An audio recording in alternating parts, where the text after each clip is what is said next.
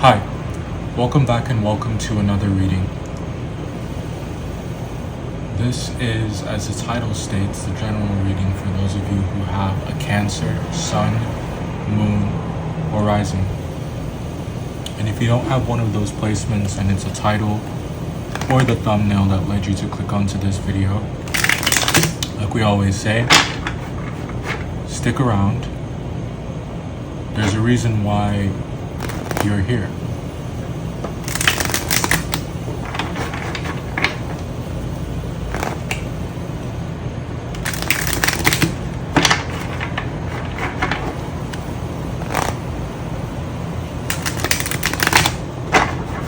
It's really been a while, hasn't it?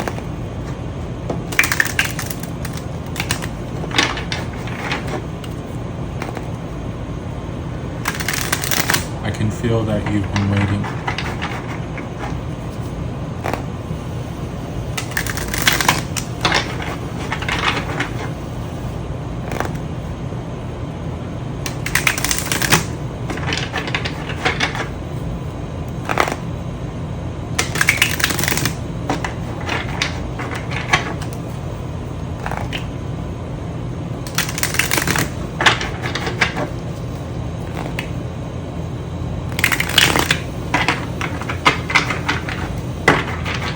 Gotta get a real good shuffle.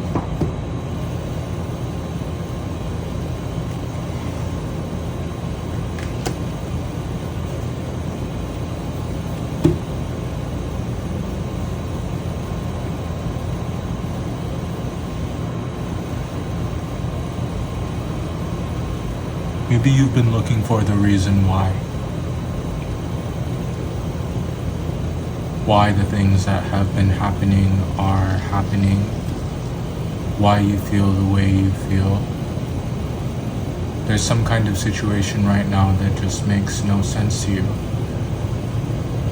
Try as you might to wrap your mind around it. You're having a difficult time seeing the rationality in it,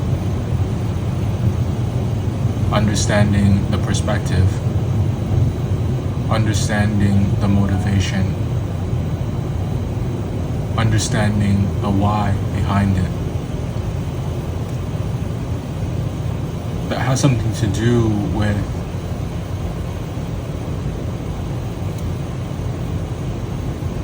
a kind of wanton recklessness, something that you just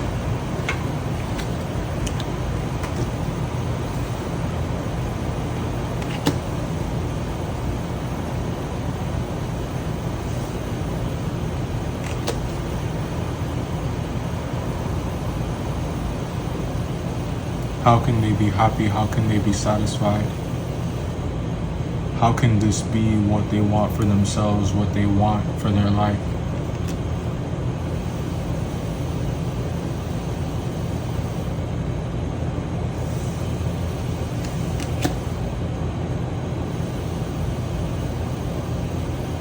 And I think the sad part is that you want to understand them.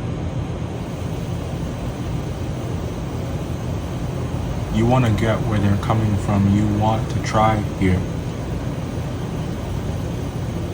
But the cloth they're cut from, I think, is one that you've been trying to make sense of for a very long time. And I think that you've had a lot of conversations, but to no avail. They've been unproductive by and large. I think that the explanations you get for why something the way it is, why something is the way that it is, it seems like there's a different explanation every time. There's a different reason why. It's like moving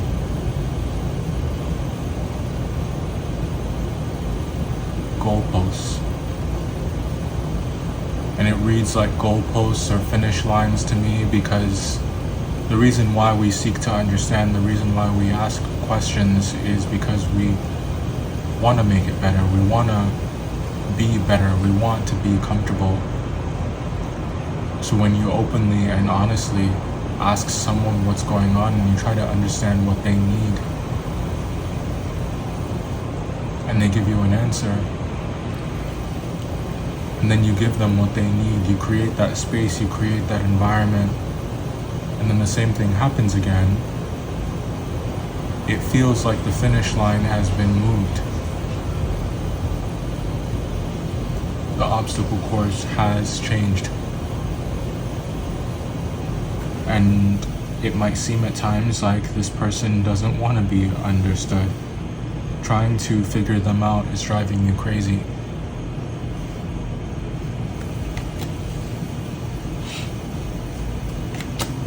But you can't quit them.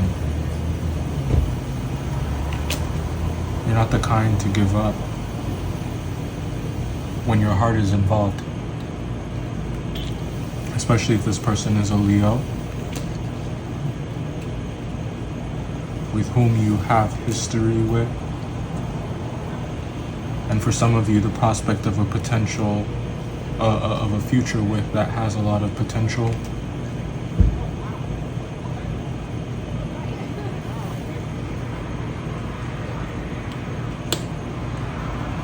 But it's like in spite of what you deal with on a daily basis.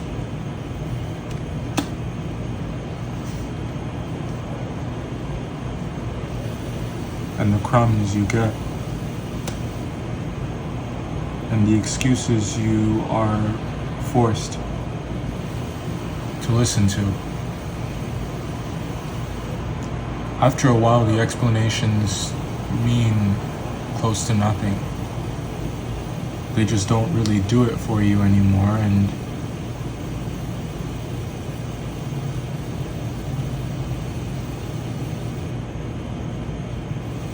the deepness of your love and your willingness to forgive gets tested.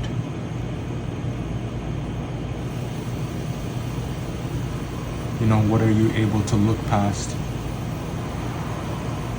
What are you able to look beyond? What answers or explanations can you give yourself to make it all seem worth it? What can you tell yourself to make it worth continuing to try? We'll talk about this more. Hold on. So I already finished the second part, but I forgot to grab your oracles with my deck. So I'm just gonna splice this in right into the middle. But this is meant to just help you determine whether this reading is about you, for you.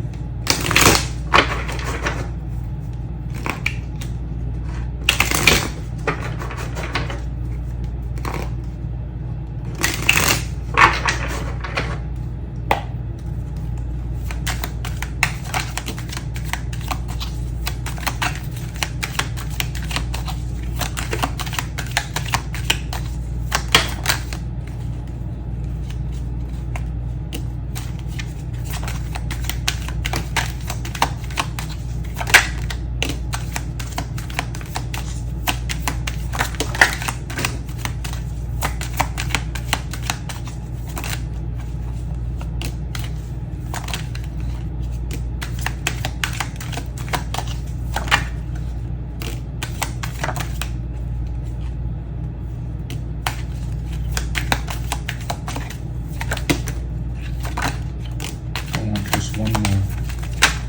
Thank you. So we got Aries. The south could be important. You may live on the south side or be in the southern hemisphere. Virgo. You could be dealing with an Aries or a Virgo. No. Could be the answer to the question. No one compares to you. You're just too good to be true. The letters Y and Z could be someone's initials. The month of August. The letters D, E, and F. The month of June. So we said you could be dealing with a Leo. That's the month of August there. May also be dealing with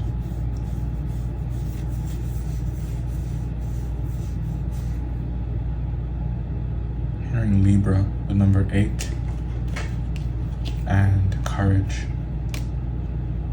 I hope there's one more. Someone could have brown eyes.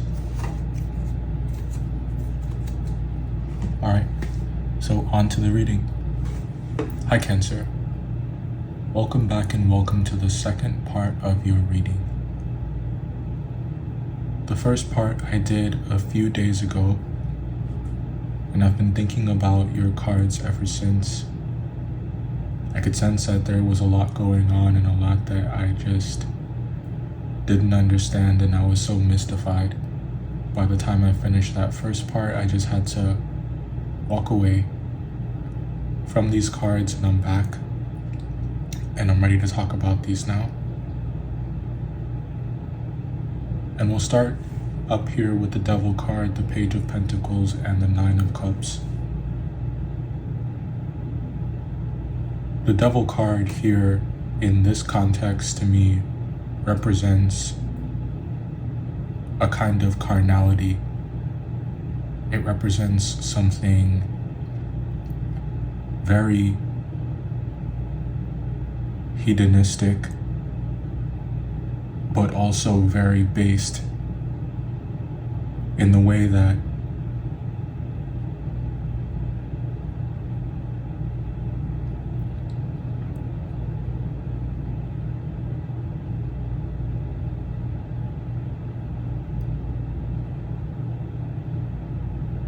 these, I feel, are the most, there are just so many words floating around in my mind. I'm just gonna say them all because I can't isolate it to one. It just feels like lust, instinct. It feels like desire. It feels like urges. It feels like a sense of urgency. It feels like carnal. It's raw. And I say it's based because it feels real. And what's happening in these three cards is the acknowledgement of that very real, those very real feelings you have almost in your loins that you're not afraid to be open and honest about.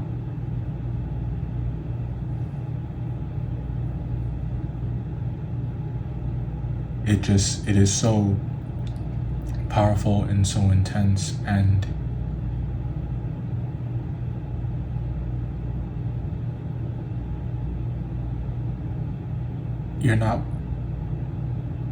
you're so serious about this. You take these feelings so seriously. You take your sex drive so seriously. You take what you want right now so seriously. And you will do whatever is in your power to get it. It's become difficult for you to tell the difference between those desires and your happiness. For you, they go together. So you want to do or have done what you felt was right to get whatever it is that that thing is, because you feel as though it would fulfill you. And you didn't make this decision lightly. You've gone off the deep end.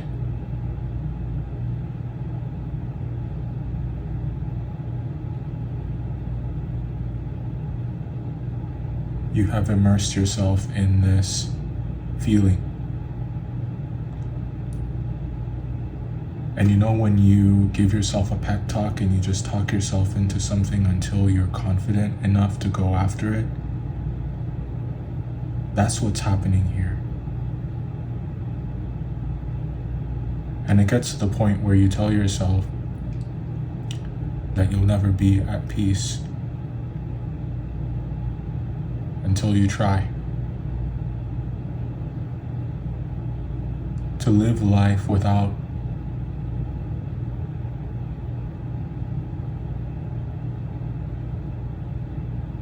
expressing yourself in this way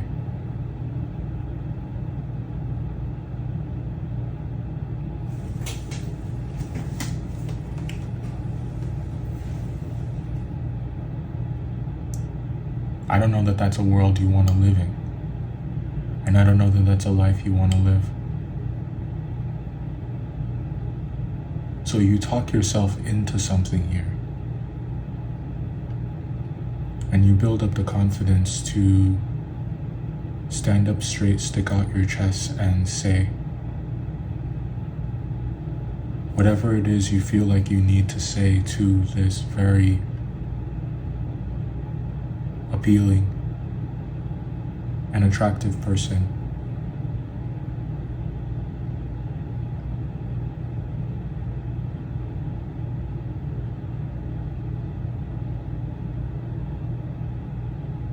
Or you put yourself out there with whatever that endeavor is,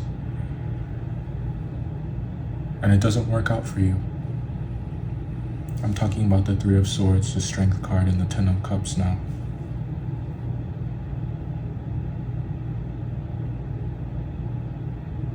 Everything about it feels right.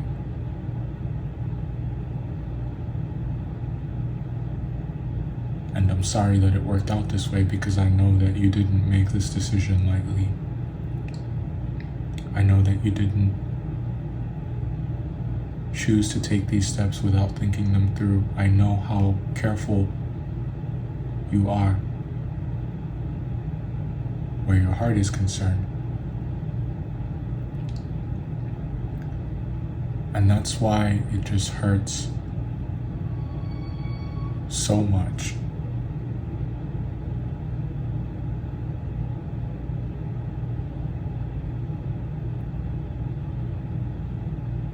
And you don't know why it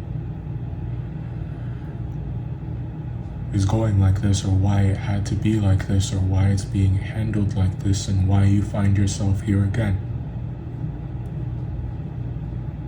Because you made a promise to yourself that you would never be here again, that you would never find yourself in another situation like this.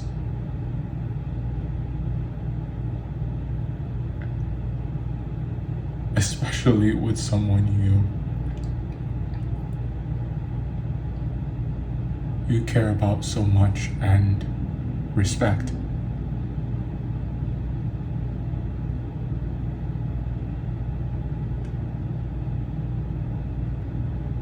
The prospect of your image being skewed in their eyes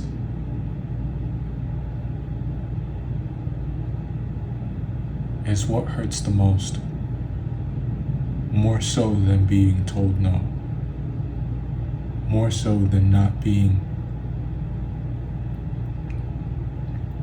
validated.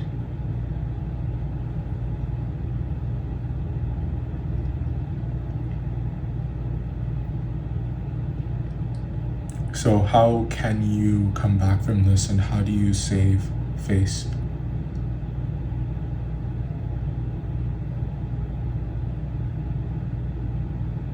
Well, the first thing you should stop doing is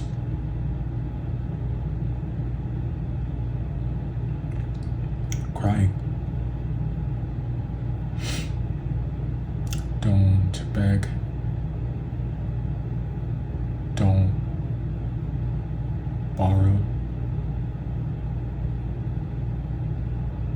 And don't try to steal.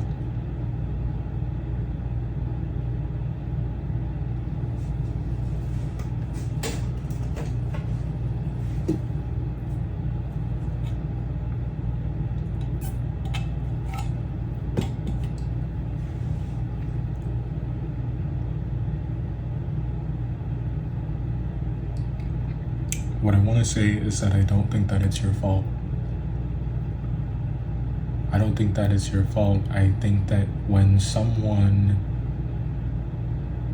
bears their soul to you and is so willing to express themselves with the same degree of openness and honesty that you are, and show up with a similar kind of vulnerability that you do, it's really hard for you to not catch feelings, or to not think that they want the same thing as you do. So I want you to try to forgive yourself for romanticizing a situation here.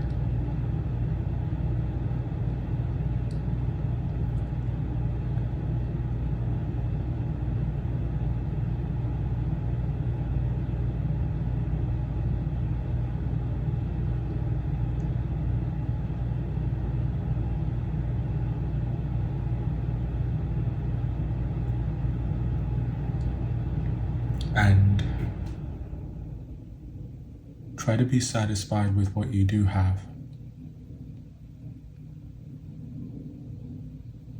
There's a reason why, this all happened, and we just spoke to a couple of them, but another one here is greed.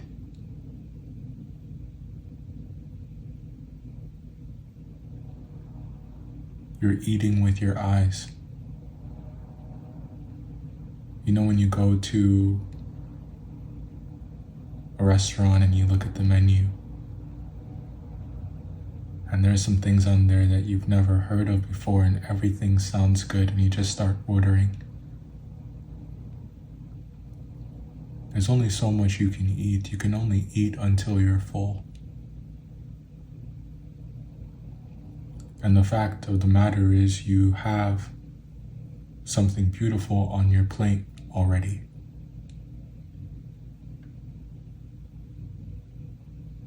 And you need to finish that first.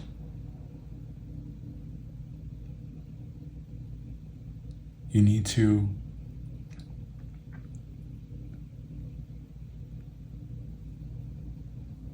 do you even have room for this thing that you are pursuing?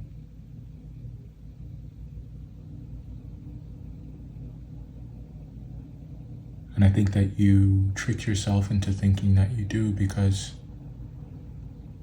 what you have right now might seem pale in comparison. It's not as shiny.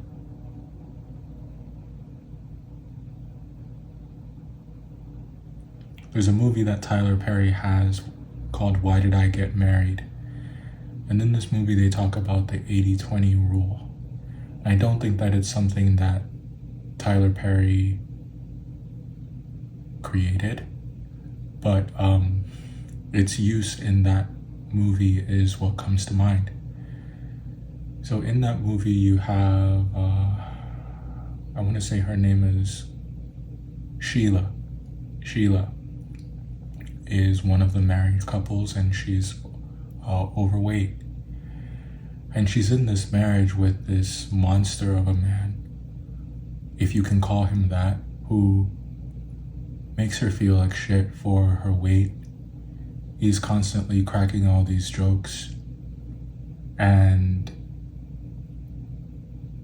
verbally abuses her, and she can't even feel sexy in that relationship. Anytime that she tries, he laughs in her face.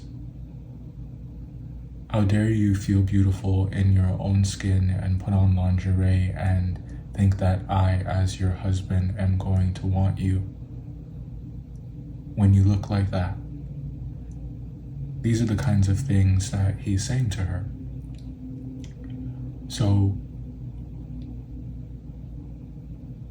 she finds out at dinner, with the help of her friends, that he has been cheating on her with her assistant. They separate.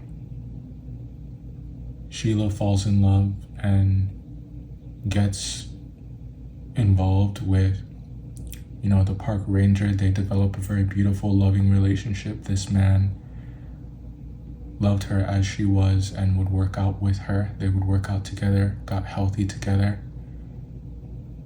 And her ex-husband, shacked up with the assistant, and she's running up his credit card bills. Everybody reconnects 6, maybe 8 months later, and Sheila is snatched. Her body is right. She is looking fine, and she was always beautiful, but she's snatched and she's lost a lot of weight, lost naturally beautiful, glowing, that kind of glow when you're being loved right. And he sees her and he tries to talk to her about this 80-20 rule that his friends were telling him about. You see, when he was with Sheila, he was getting 80% of what he felt as though he needed out of the relationship.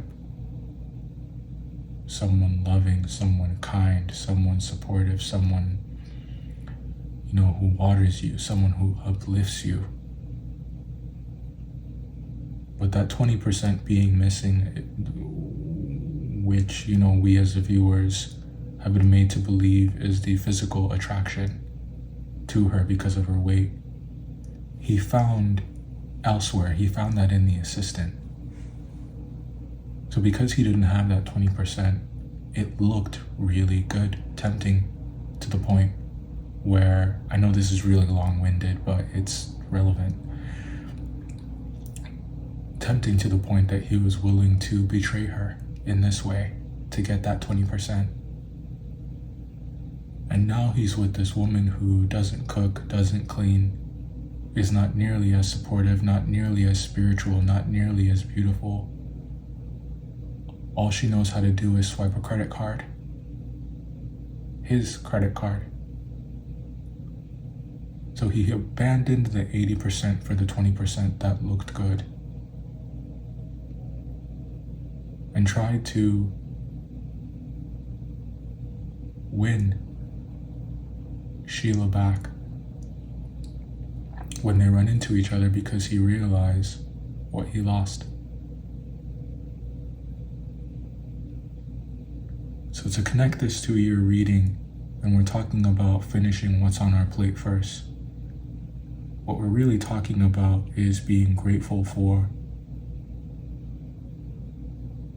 the blessings we have in our life while they're in our life, while we have them, while we have the opportunity to cherish them and be grateful for them before it's too late. Because you'll find that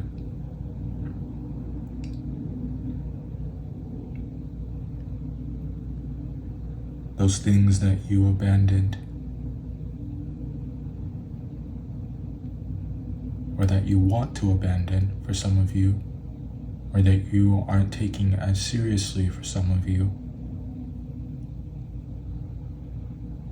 that's your 80%. And for some of you, it's more than that. It's 85%, it's 90%, and what you maybe feel like you're missing is so small.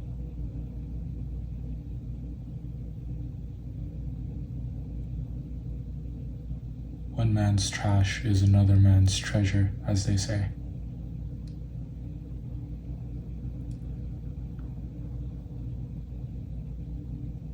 I encourage you to check out the Leo reading. They too had a kind of energy where it felt like something was done to you. And for some of you, I think that you bought into something here that ended up being an illusion, that ended up being a dead end, that you thought would introduce happiness into your life where you have been feeling a sense of lack.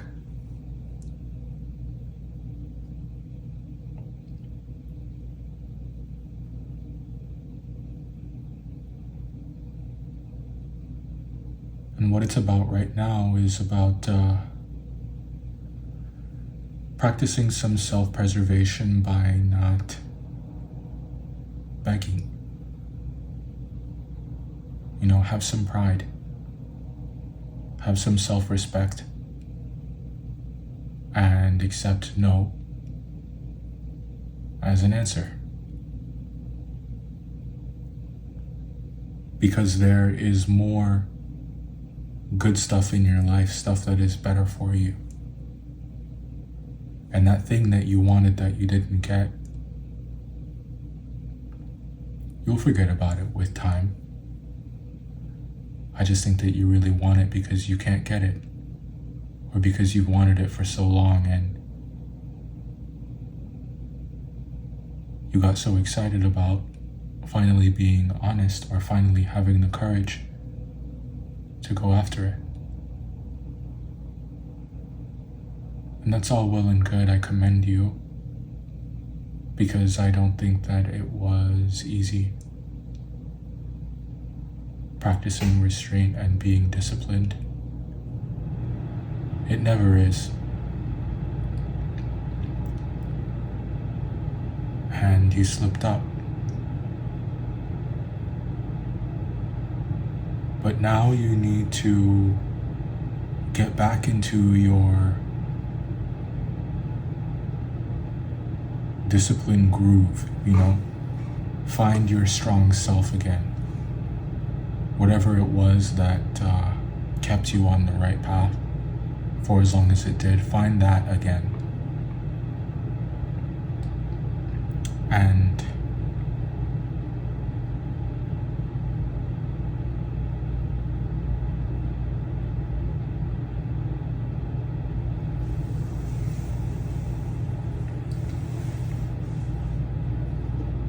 you can start small. I feel that your pride is a little wounded.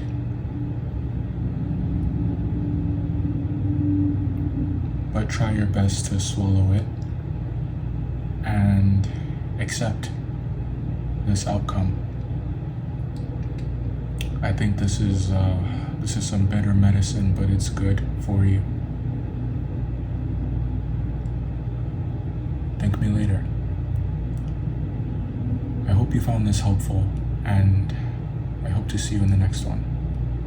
Goodbye.